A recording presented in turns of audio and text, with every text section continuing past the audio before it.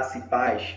Hoje nós estaremos dando continuidade ao estudo desse trimestre das lições bíblicas da revista CPAD, que tem por tema a Igreja Eleita, redimida pelo sangue de Cristo e selada com o Espírito Santo da promessa. Hoje nós estaremos estudando a segunda lição, que tem como tema a sublimidade das bênçãos espirituais em Cristo. Então, eu já quero aproveitar e pedir para você dar aquele joinha no canal, tá? Comenta, tá? E compartilha, curte, divulga o canal, se inscreve também, porque é muito importante para nós, tá? A sua participação, tá? Eu não vou fazer a leitura dos textos, eu vou fazer apenas os comentários, então você vai ouvindo aí, absorvendo esse conteúdo que eu creio que será bênção para a sua vida. E se você compartilhar com outras pessoas, também vai ser bênção para a vida de outras pessoas, tá? Vamos lá para a nossa introdução, onde nós estaremos dando continuidade ao estudo do trimestre sobre a Igreja Eleita. E trataremos nesta aula a respeito da sublimidade das bênçãos espirituais em Cristo. Em sua soberania e vontade, desde a eternidade, Deus ele planejou eleger um povo e adorná-lo, vesti-lo com ricas bênçãos. Bênçãos essas de durabilidade eternas, tá? Como diz lá o nosso textual. Todas essas riquezas vêm pela graça de Deus e são para a glória de Deus. A maior de todas as bênçãos é a plenitude da redenção, que se dará na glorificação, que se concretizará quando Cristo voltar para levar a sua igreja aos céus. Qual é a garantia disso? O próprio Espírito Santo é o penhor ou a garantia de toda a nossa herança. Como selo, ele nos mantém unidos a Cristo para o dia da nossa premiação no tribunal de Cristo. Como penhor, ele garante que a nossa herança plena será preservada. Portanto, as bênçãos do crente estão nas regiões celestiais, literalmente nos céus. Em vez de serem bênçãos materiais terrenas, são bênçãos espirituais nas regiões celestiais. E para o crente receber essas bênçãos, é preciso estar unido a Cristo pela fé. A partir do momento em que o homem está em Cristo, ele se torna possuidor de todas elas. Estar em Cristo é participar de tudo o que Cristo fez, de tudo o que ele é. Então, estar em Cristo, tá, é um requisito para poder receber essas bênçãos espirituais, e a gente vai entender isso no decorrer da nossa aula, tá? Tópico 1 vai falar a respeito da nova posição em Cristo, tá? A nova posição em Cristo, e o subtópico dele é a respeito da doxologia, tá? Nesse primeiro tópico nós vamos estudar a doxologia, vamos entender as bênçãos espirituais e vamos entender a nova condição, tá? Só fazer a leitura aqui do parágrafo antes do subtópico, que vai dizer assim: no passado estávamos perdidos e condenados à morte eterna, mas por sua infinita graça, Deus nos outorgou em Cristo o privilégio da salvação. Neste primeiro tópico, nós trataremos da nossa posição em Cristo Jesus, que desfrutaremos diante de Deus. Antes, perdidos, agora salvos pela morte de Jesus Cristo. Antes, destituídos da glória de Deus e agora reconciliados com Deus. Antes, sem nenhum benefício espiritual, agora cheios das bênçãos espirituais em Cristo nos lugares celestiais. Antes, nós éramos escravos do pecado, agora nós somos libertos do poder do pecado e selados pelo Espírito Santo. Tá? Então nós vamos entender sobre a nova posição e vamos entender agora sobre a doxologia. Tá? Após a saudação cristã que Paulo faz, graça e paz, tratada na aula anterior, a Igreja de Cristo em Éfeso, Paulo ele vai apresentar uma lista de todas as bênçãos espirituais nos lugares celestiais em Cristo. Antes, porém, ele expõe uma bela doxologia de exaltação a Deus Pai, demonstrando que a vida cristã só tem sentido se tivermos sempre uma atitude de reconhecimento e ação de graça ao doador de todas as bênçãos. A palavra doxologia é original do grego e é a junção de duas palavras, doxa, que é igual a glória, e logia ou logia, que é palavra. Tá? Doxologia, então, significa a manifestação de louvor e enaltecimento a Deus através de hinos e exaltação.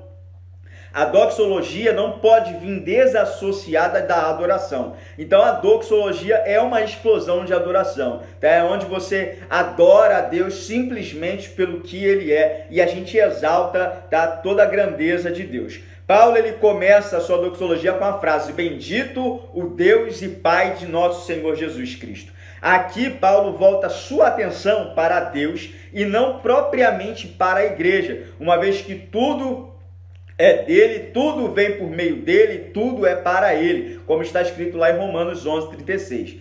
Todos nós devemos ser conscientes de que tudo que temos é para louvor e glória do nome de Deus. Tá bom? Então, doxologia é isso, a explosão de bênçãos. Tá? E a gente vai agora para o segundo subtópico do primeiro tópico, que fala sobre as bênçãos espirituais.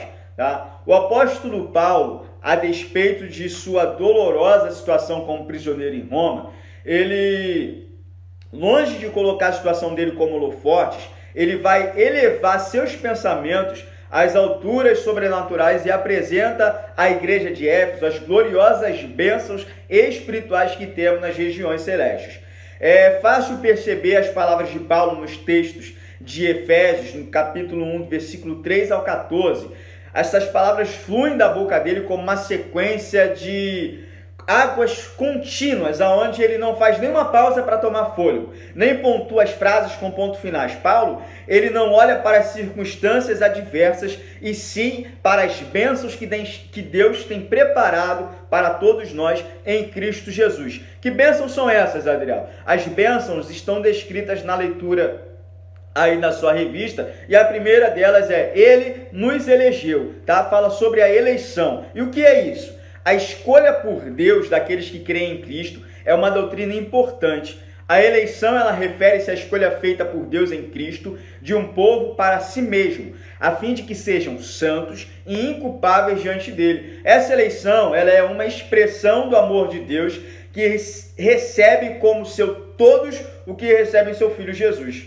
Então a primeira bênção é a eleição. A segunda, ele nos predestinou, tá? A predestinação significa decidir de antemão, tá? Ou uma definição prévia, e se aplica aos propósitos de Deus inclusos na eleição. A eleição é a escolha feita por Deus em Cristo de um povo para si mesmo. Já a predestinação é o que acontecerá ao povo de Deus, ao povo que ele escolheu. Deus predestina seus eleitos a serem chamados, justificados, inculpáveis, adotados como filhos, redimidos, participantes do Espírito Santo e criados em Cristo Jesus para boas obras. Tá? A terceira bênção, ele nos fez agradáveis. Na frase fez agradáveis, Paulo está dizendo que Deus nos tratou de forma graciosa, ou que nos visitou com sua graça, e vai expressar a noção de uma concessão de favor, trazendo a ideia da graça, que é favor imerecido. Tá? A próxima bênção, ele nos remiu por meio do sangue de Cristo. Falar sobre o sangue de Jesus, quando Paulo falava, era também no primeiro século um modo importante de se falar sobre a morte de Cristo. Sua morte indica duas importantes verdades: a redenção e o perdão. A redenção era o preço pago para obter a libertação de um escravo, e por meio de sua morte, Jesus pagou o preço necessário para nos libertar da escravidão do pecado. Então, quando Cristo morre, ele paga o preço do pecado por nós, tá? E nós somos remidos, tá? Através do sangue de Cristo. A outra bênção é que ele nos acolheu, tá? O verbo acolher aqui nos dá a ideia de familiaridade, a ideia também de paternidade. Ele nos colocou para dentro de sua casa e nos tornou membros de sua família, tá? Nos fez parte dele. A outra bênção, ele revelou a sua palavra da verdade. Quando ele acolhe e depois de acolher, ele nos revela a sua verdade. Ele só revela coisas para quem tem intimidade, tá? Ele só faz a revelação da sua verdade, da sua palavra, da sua manifestação para aqueles que estão nele. Então ele nos acolhe e revela a sua verdade, tá bom? A outra bênção é que ele nos selou. O selo e o zelo do Espírito, eles fazem parte dessas bênçãos.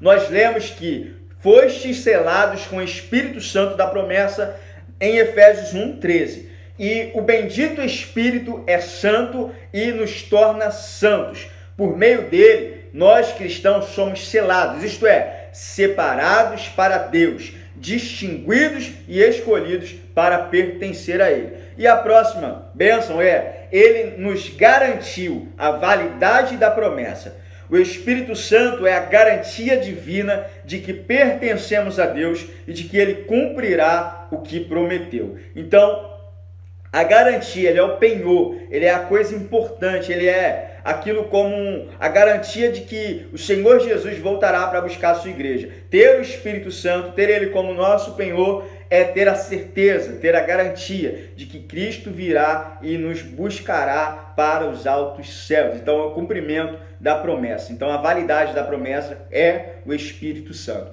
Tá bom? Então agora nós vamos ir para o terceiro ponto do primeiro tópico, que vai falar sobre a nova condição.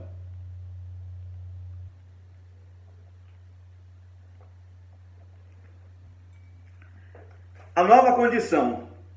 Em Cristo, essa nova condição do novo povo eleito por Deus, ela é a esfera em que este povo vive e nela eles recebem todas as bênçãos. Estar em Cristo é como uma posição de intimidade com Ele, de um relacionamento íntimo com Ele, com a intimidade de uma vida transformada, de uma vida resgatada, salva. Uma vida em Cristo é realmente o Senhor da nossa vida, aquele a quem nós já entregamos definitivamente o nosso coração. Aos crentes em Colossenses, Paulo ele faz a seguinte exortação que se aplica a todos nós. Ele vai dizer lá em Colossenses, no capítulo 3, por exemplo, ele vai falar: portanto, se já ressuscitastes com Cristo, buscai as coisas que são de cima, onde Cristo está sentado à destra de Deus. Pensai nas coisas que são de cima, e não nas que são da terra, porque já estáis mortos, e a vossa vida está escondida com Cristo em Deus.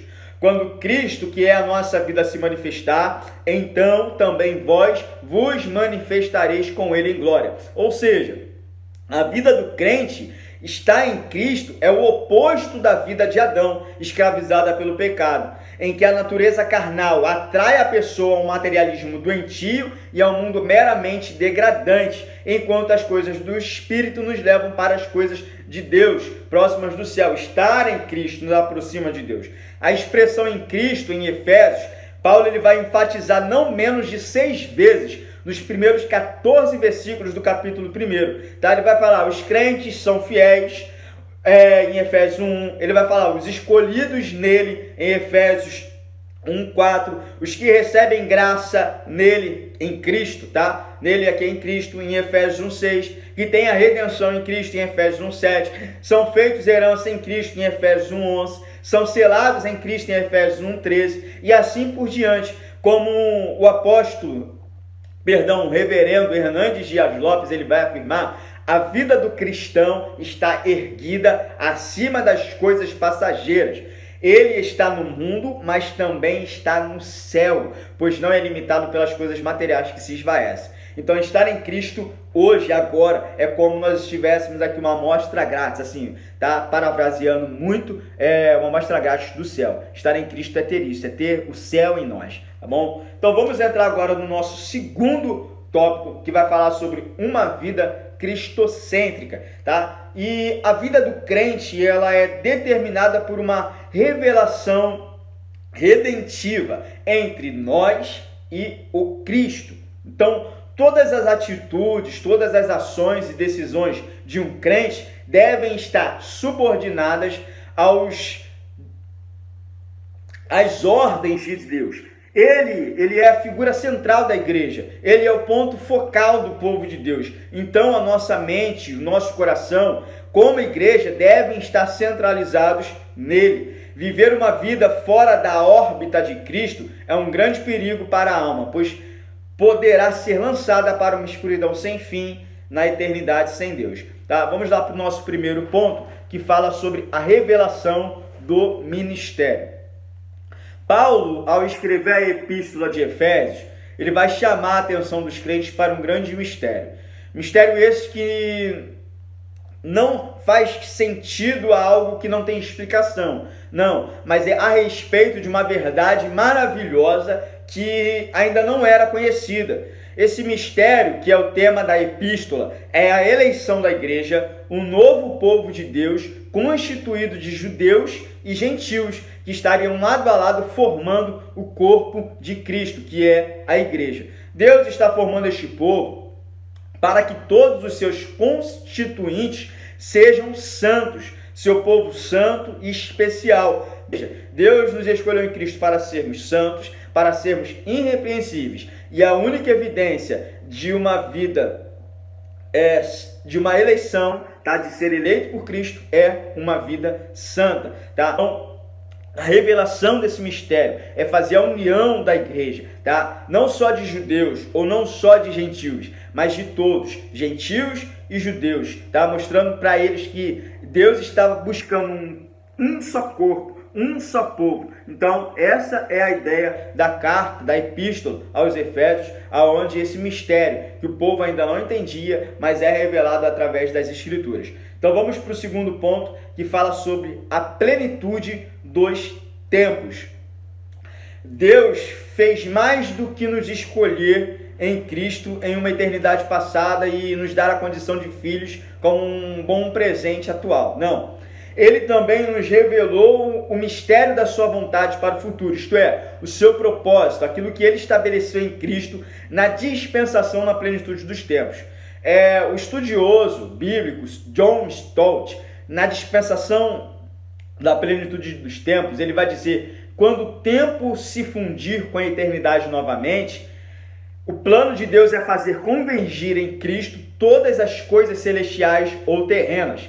Cristo já é a cabeça da igreja, mas um dia todas as coisas, ou seja, todos os povos, reconhecerão a sua liderança. No momento ainda existe o que? Discórdia quanto a isso, mas na plenitude dos tempos a discórdia cessará e a unidade pela qual ansiamos existirá sob a liderança de Cristo Jesus. É bom deixar claro, isso aqui é muito importante, que em Efésios 1:10 não trata de uma salvação universal no futuro, como muitos erroneamente interpretam o texto.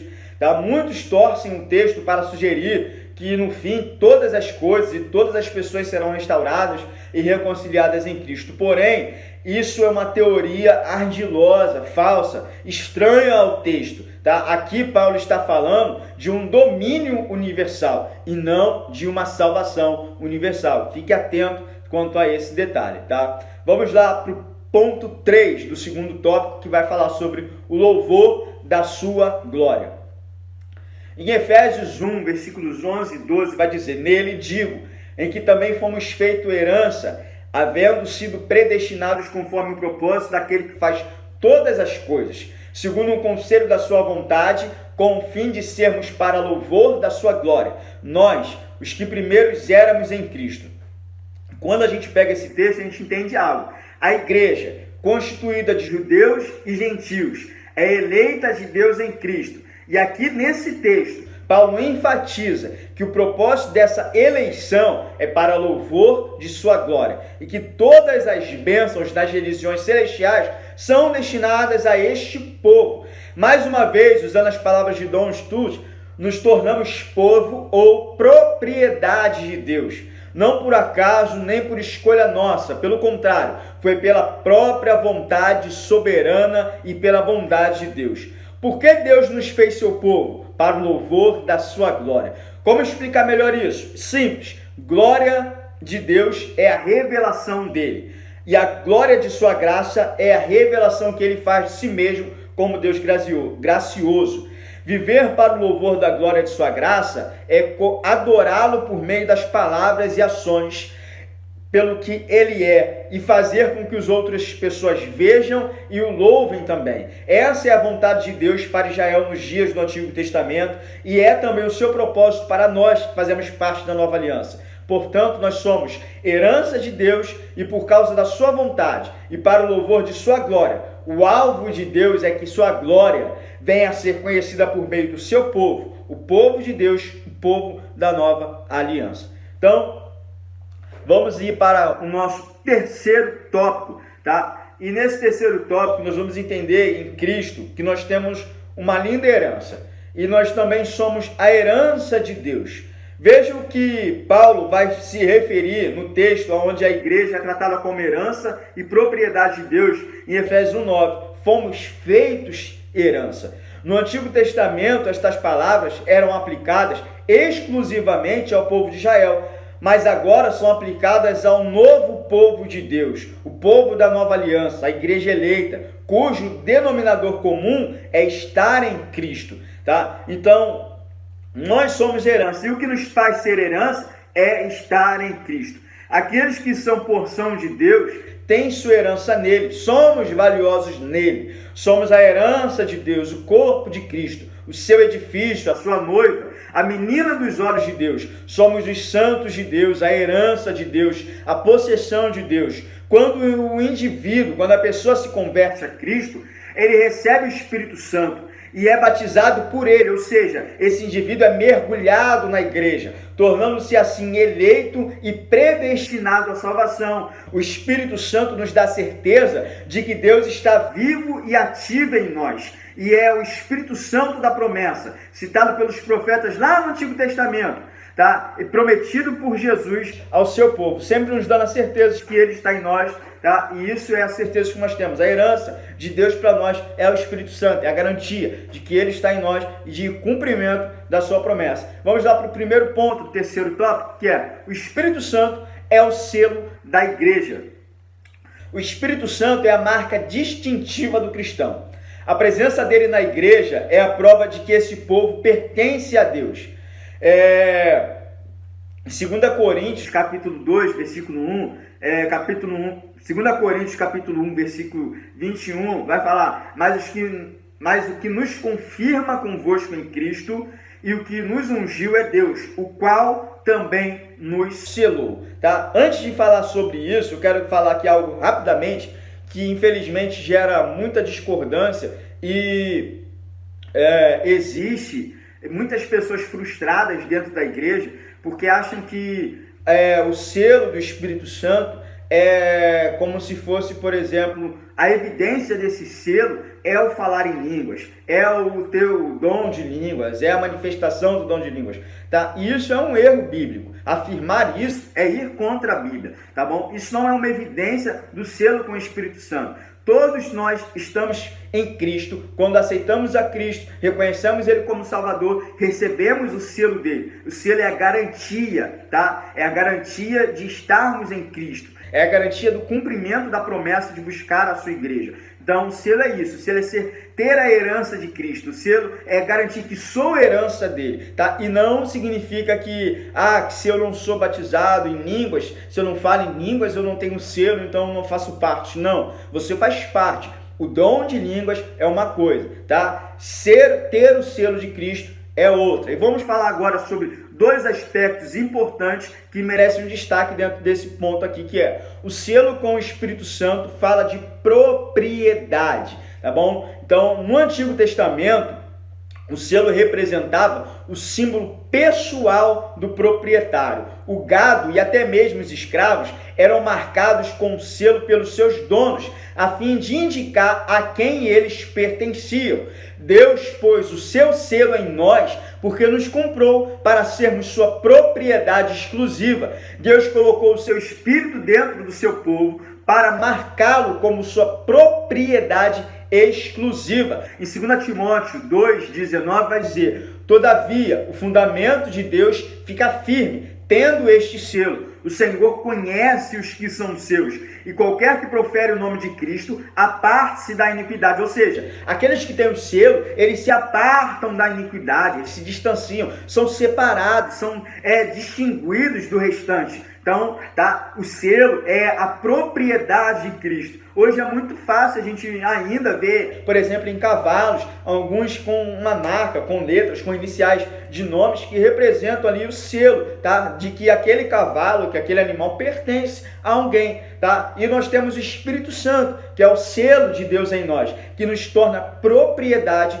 de Deus, tá? E quando nós temos este selo, o selo ele fala a respeito de segurança. A Bíblia ela tem várias ilustrações desse uso. Por exemplo, quando o rei Dário selou o edito sobre a cova dos leões, Daniel ele não tinha condições de sair. No tempo, por exemplo, em que Esté era rainha, ela usou o anel para selar as cartas e documentos. E uma vez feito isso, ninguém podia alterar o conteúdo. Pilato ele fez a mesma coisa quando ordenou que os soldados guardassem o sepulcro como bem vos parecer. Eles selaram a pedra do túmulo. Assim, o crente que pertence a Deus e tem esse selo, tem o Espírito Santo, ele nos foi dado para estar sempre conosco e jamais nos deixar longe da segurança de Cristo. Então o selo trata, além da propriedade, nos passa a ideia de estarmos seguros em Cristo, tá bom? Então vamos lá para o segundo ponto do terceiro tópico, que é o Espírito Santo. É o penhor da nossa herança. A gente falou bastante sobre isso durante a aula, vamos fechar agora nesse ponto, falando sobre isso. Efésios 1,14 vai dizer, o qual é o penhor da nossa herança, para a redenção da possessão de Deus, para o louvor da sua glória. Quando estamos em Cristo, Deus nos dá o Espírito somente como um selo. Perdão, Deus não nos dá o Espírito somente como um selo. Ele é também o penhor. Penhor é aquilo que é dado como garantia. Quando Deus nos deu o Espírito Santo, Ele estava se comprometendo a nos dar toda a herança reservada aos seus filhos.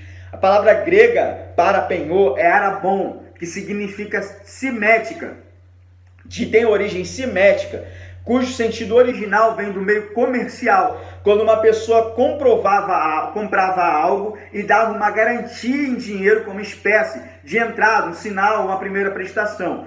Portanto, a palavra penhor ela é garantia e representa a primeira parcela de um pagamento, a garantia de que um pagamento total será efetuado. Tá? De maneira semelhante, a gente pode colocar aqui, o Espírito Santo ele é o penhor de que Deus nos comprou, ele é a garantia. A sua presença em nós mostra o compromisso que Deus assumiu de nos redimir completamente. Talvez o melhor de tudo, a presença do Espírito Santo em nós, vivendo hoje conosco, nos dá um gosto antecipado, uma amostra da nossa herança, da nossa vida futura na presença de Deus. Como eu disse anteriormente, é como se nós tivéssemos uma amostra grátis do céu em nós, da presença de Deus em nós. O Espírito Santo ele é o primeiro pagamento que garante aos filhos de Deus que ele terminará a sua obra, nos levando para a sua glória. Então, a palavra penhor, ela também vai ser usada como garantia, e ela foi usada no grego para falar de aliança de noivado, de compromisso. É a garantia de que a promessa de fidelidade será guardada. Nossa relação com Deus é uma relação de amor. Jesus é o noivo, a sua igreja a noiva, nós a noiva. E é bom ressaltar o seguinte, uma aliança de noivado promete um casamento, mas não é parte desse casamento. A primeira prestação de uma compra de objeto ou imóvel é mais do que uma garantia de pagamento. É em si a primeira parcela do preço total dessa compra.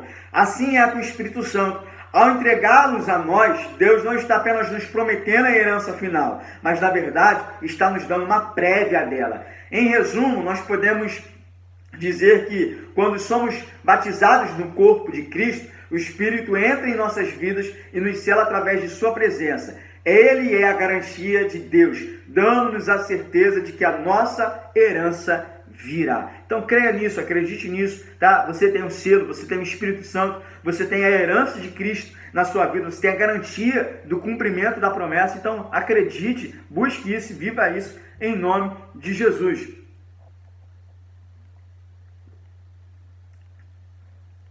Encerrando a nossa aula, nós vamos para a nossa conclusão, que através de Jesus Cristo nós recebemos todas as bênçãos espirituais. Fomos eleitos para receber a salvação, perdoados e depois adotados como seus filhos. Recebemos os dons do Espírito Santo, o poder de fazer a vontade divina e a esperança da vida eterna com Cristo. Como temos um íntimo relacionamento com Ele, podemos gozar agora dessas bênçãos nas regiões celestiais. Estas regiões celestiais mostram que essas bênçãos são eternas e atemporais. Elas vêm do reino espiritual de Cristo. Cada bênção é concedida às pessoas que estão em Cristo. Tudo foi feito é feito e será feito para louvor de sua glória. Amém. Então, meus irmãos, que vocês sejam abençoados por essa aula.